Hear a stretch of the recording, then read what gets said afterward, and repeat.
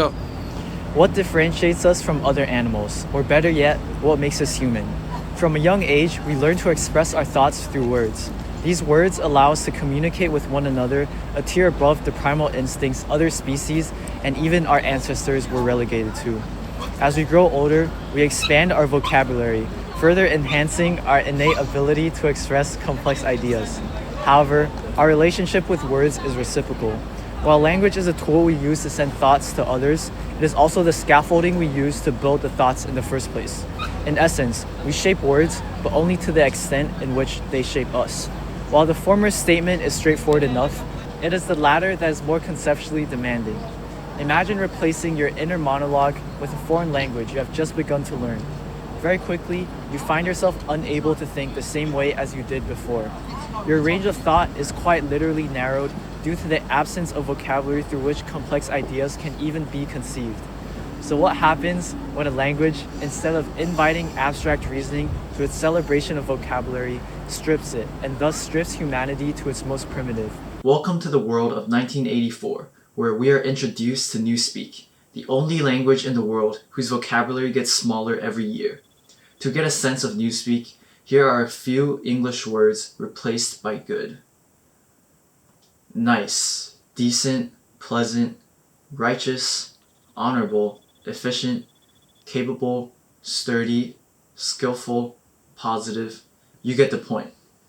By relegating so many different nuances and subtleties, each with different etymologies and histories, into just one word, the party doesn't just simplify communication, it lobotomizes the human capacity for discernment.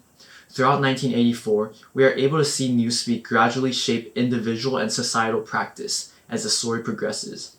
On a macro scale, society reaches a primal state, herded by the party toward total obedience. This is strengthened by the constant animalistic imagery, with characters drawing visual comparisons to beetles and frogs, their speech meanwhile echoing the quack of a duck.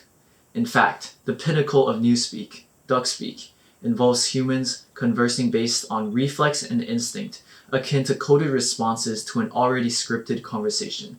As communication devolves, innovation stagnates, returning humanity to a state of instinctual survival. On an individual scale, Newspeak acts to restrict the cognitive function of the brain by systematically eliminating vocabulary associated with abstraction, morality, and dissent. The language renders complex thought increasingly inaccessible. Concepts such as freedom or justice are unthinkable, not only because the words themselves are removed, but because the broader linguistic scaffolding that gave structure to these very ideas are systematically dismantled. While the first act of my paper was conceptual and the middle act fictionary, the final act is one rooted and increasingly so in present society. The English language is dying. Reading, which historically served as the primary medium through which vocabulary expanded and abstract thought developed, is increasingly displaced by short-form, dopamine-driven content. As exposure to complex language diminishes, tolerance for it erodes.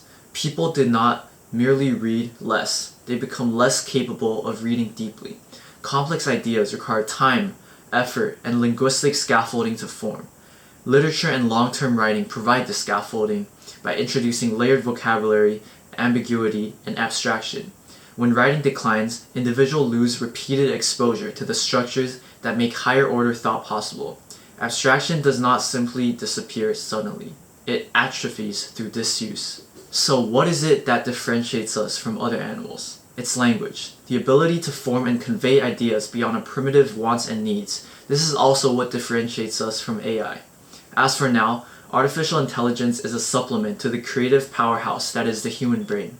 It can refine and reproduce, but never originate. It does not create meaning.